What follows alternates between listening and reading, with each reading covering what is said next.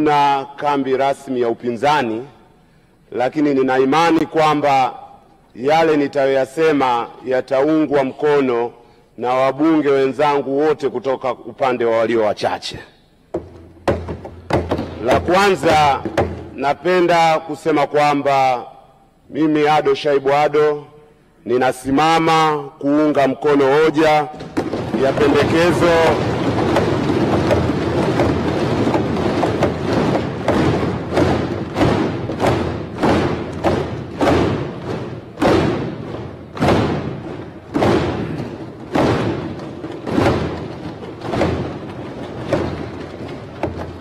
Nimesimama kuunga mkono hoja ya pendekezo la uteuzi wa Mheshimiwa Mwigulu Nchemba kuwa waziri mkuu wa Jamhuri ya Muungano wa Tanzania.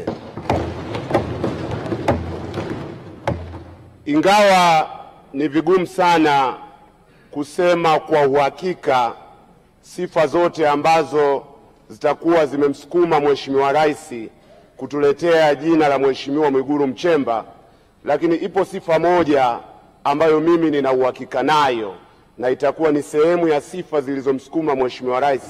Ni ukweli kwamba Mheshimiwa Mwigulu Nchemba ni mtu mchapakazi.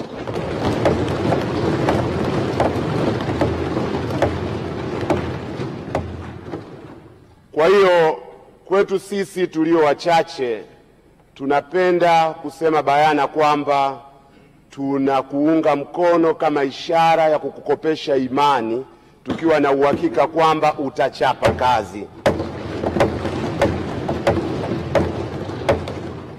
Na maeneo ya matarajio yetu ni mengi sana, lakini hatuna muda hapa.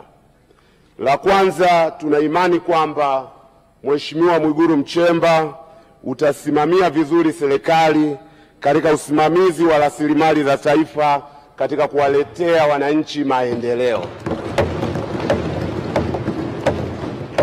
La pili, tuna imani kwamba utasimamia maboresho ya demokrasia nchini Tanzania na kuipatia Tanzania katiba mpya, hasa ikizingatiwa ukweli kwamba tasnia ya siasa na vyama vya siasa kwa ujumla wake vipo chini ya ofisi ya waziri mkuu.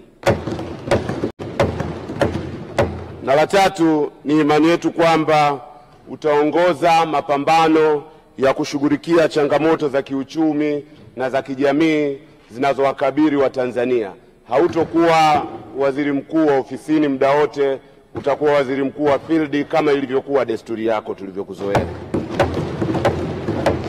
Wenzangu kutoka upande wa walio wachache wameniomba niwasilishe ombi, ingawa limesemwa katika sifa zako kwamba milango yako iwe wazi, utupokee wakati wote, kwa sababu katika bunge hili sisi sote tumekula kiapo kimoja cha kuwa wabunge wa Bunge la Jamhuri ya Muungano wa Tanzania, ili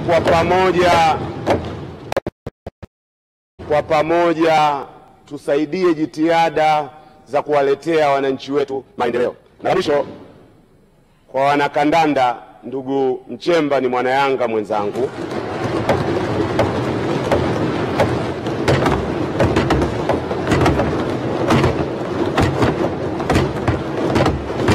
Lakini ni imani yangu kwamba pendekezo la uteuzi huu litakuwa linaleta faraja sio kwa wana Yanga peke yao, bali kwa wana Simba na kwa Watanzania kwa ujumla.